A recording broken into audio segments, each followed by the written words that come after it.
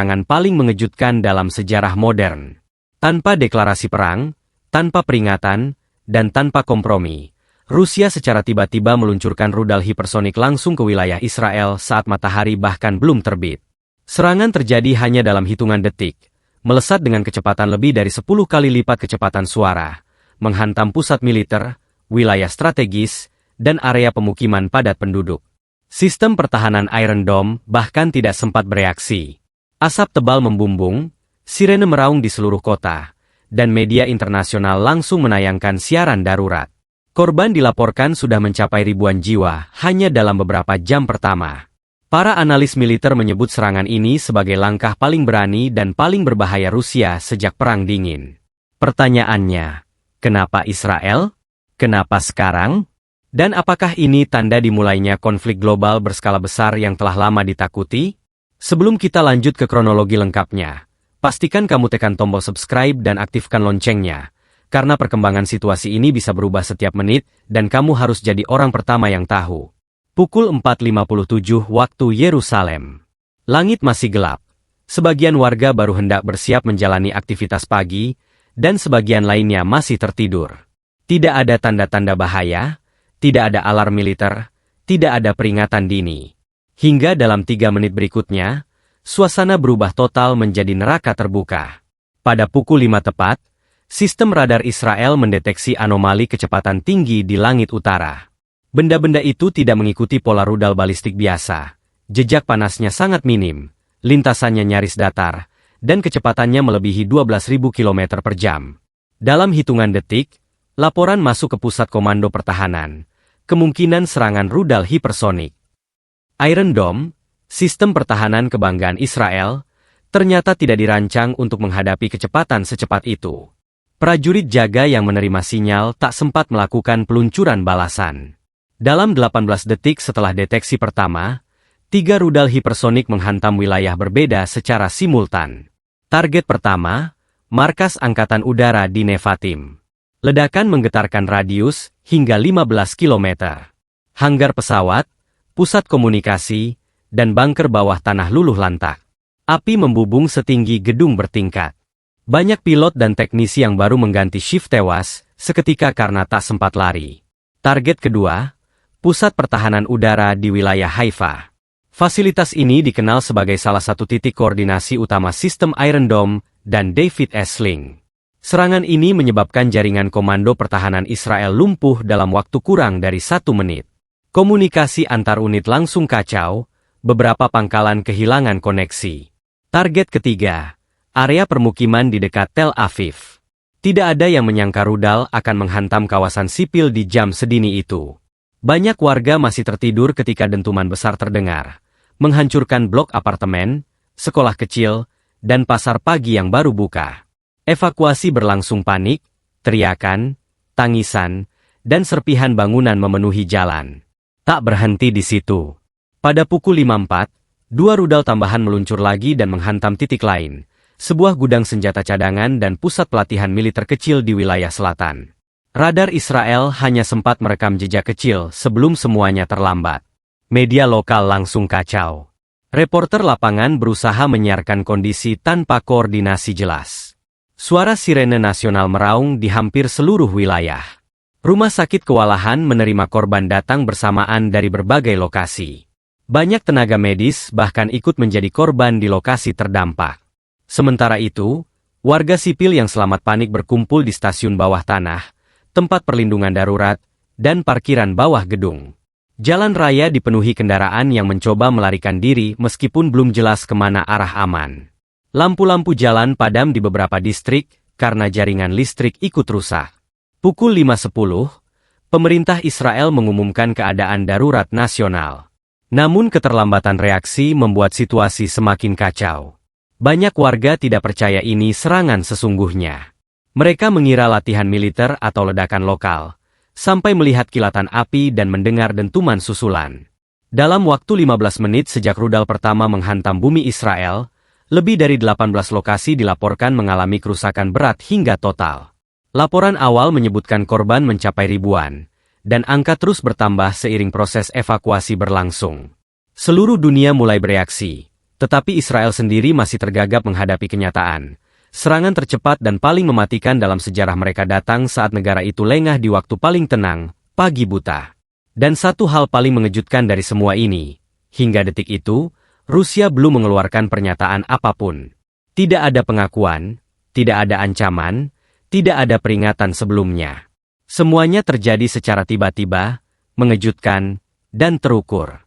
Pertanyaannya kini bukan lagi, siapa yang menyerang, tetapi, apa langkah balasan Israel dan sekutunya setelah ini?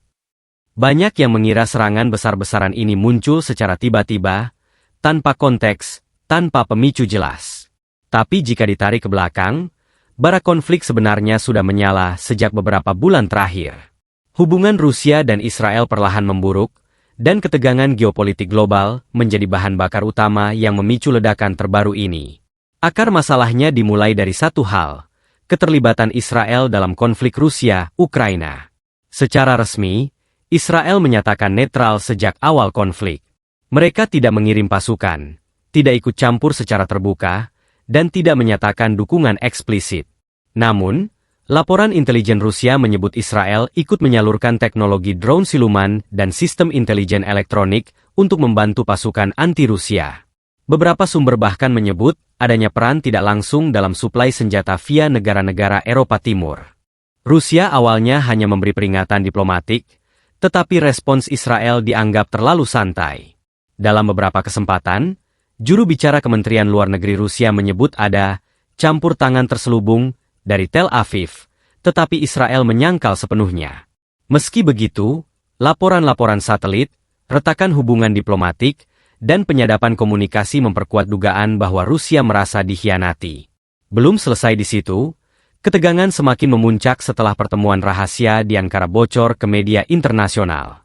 Pertemuan itu disebut melibatkan perwakilan Israel, Amerika Serikat, dan Inggris, membahas pengiriman rudal jarak pendek ke Ukraina untuk menghadapi serangan Rusia. Moskow marah besar. Bahkan beberapa analis menyebut Presiden Rusia sudah menganggap langkah itu sebagai deklarasi permusuhan tidak langsung. Di tengah memanasnya situasi, Rusia mengirim ultimatum tertutup ke pemerintah Israel 4 hari sebelum serangan. Ultimatum itu menuntut penghentian segala bentuk bantuan teknologi dan intelijen kepada musuh Rusia. Penarikan dukungan rahasia terhadap operasi NATO di Eropa Timur. Pernyataan resmi bahwa Israel tidak akan ikut dalam operasi PROAS melawan Rusia. Namun, Israel memilih diam. Tidak mengakui, tidak membantah, tidak merespon. Bagi Rusia, sikap ini diartikan sebagai tantangan. Apalagi beberapa tokoh Israel secara terbuka mengecam Rusia di forum-forum internasional, menyebut serangan Rusia ke Ukraina sebagai ancaman bagi stabilitas dunia. Titik ledaknya terjadi 2 hari sebelum serangan. Sebuah drone tak dikenal jatuh di wilayah militer Rusia dekat Crimea.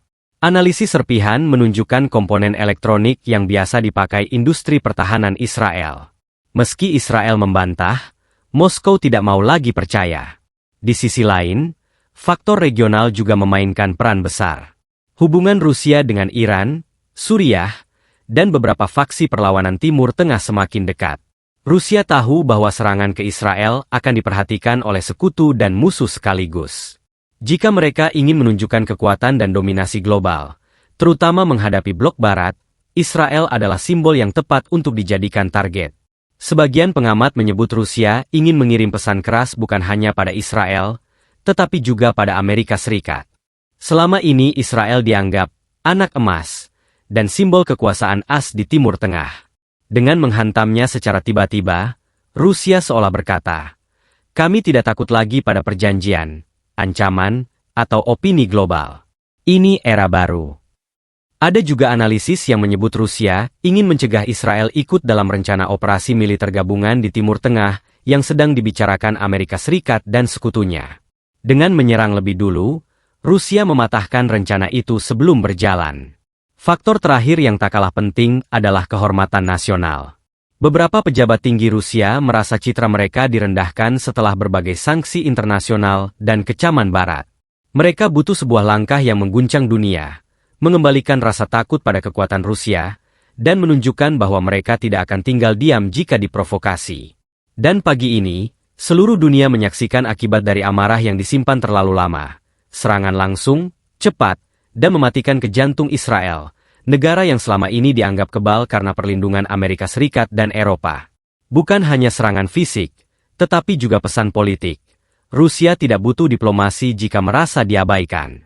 Ketika dentuman pertama mengguncang 3 kota utama, kebanyakan warga Israel masih belum memahami skala bencana yang sedang terjadi. Namun begitu matahari mulai muncul di ufuk timur, kehancuran besar itu terlihat jelas. Kota-kota yang sebelumnya ramai berubah menjadi puing dan asap. Serangan rudal hipersonik Rusia bukan hanya menyasar kekuatan militer, tapi juga langsung memukul jantung pertahanan sipil. Laporan pertama yang dirilis pukul 6.30 waktu setempat menyebut jumlah korban tewas telah melewati angka 2.000 orang. Namun evakuasi darurat yang kacau, keterbatasan tenaga medis, dan banyaknya area terdampak membuat angka itu terus melonjak dari menit ke menit. Hingga siang hari, angka korban yang dikonfirmasi mencapai 6.000 jiwa, terdiri dari pasukan militer aktif, staf teknis pertahanan udara, aparat keamanan lokal, tenaga medis yang bertugas di pangkalan, warga sipil, termasuk anak-anak dan lansia. Di Tel Aviv, sebuah rudal yang menghantam kompleks apartemen tingkat tinggi menyebabkan seluruh blok runtuh dalam hitungan detik. Ratusan warga tertimbun, dan suara minta tolong terdengar dari balik reruntuhan. Petugas penyelamat tidak mampu mencapai seluruh titik, karena akses jalan tertutup puing dan kabel listrik terputus. Banyak yang selamat hanya dengan menyelamatkan diri sendiri tanpa bantuan tim. Di Nevatim, pangkalan udara terbesar Israel luluh lantak. Ledakan di hanggar memicu kebakaran besar yang menyambar gudang bahan bakar. Bahkan beberapa pesawat F-35 yang disimpan di shelter bawah tanah ikut rusak berat. Lebih dari 450 personel tewas di lokasi itu saja, mayoritas karena efek ledakan sekunder. Situasi kini bukan lagi sekadar konflik regional. Serangan hipersonik Rusia ke Israel telah membuka pintu menuju babak paling berbahaya dalam sejarah modern. Gencatan senjata? Ditolak mentah-mentah. Negosiasi damai? Tidak ada ruang. Rusia merasa sudah dipermainkan terlalu lama. Israel merasa dipermalukan di depan dunia. Amerika Serikat dan sekutu NATO berdiri di pintu pertempuran, sementara Iran, Suriah, dan Korea Utara mulai bergerak di belakang layar. Pertanyaannya sekarang bukan lagi siapa yang salah, tapi siapa yang akan menembak duluan setelah ini. Karena kalau satu peluru saja dilepaskan balasan, bukan tidak mungkin babak baru Perang Dunia akan benar-benar dimulai. Rudal berikutnya tinggal menunggu aba-aba. Armada udara Amerika sudah mengudara. Kapal selam Rusia sudah berpindah posisi. Dan Israel kini menimbang harga diri, atau kehancuran massal. Kalau kamu ingin tahu perkembangan terbaru, skenario balasan Israel, dan potensi perang global yang bisa terjadi dalam waktu dekat, jangan lupa tekan like, subscribe, dan aktifkan loncengnya sekarang juga. Karena ketika gelombang kedua datang, kamu harus sudah tahu lebih dulu sebelum dunia berubah selamanya. Sampai jumpa di update berikutnya. Assalamualaikum dan salam waspada.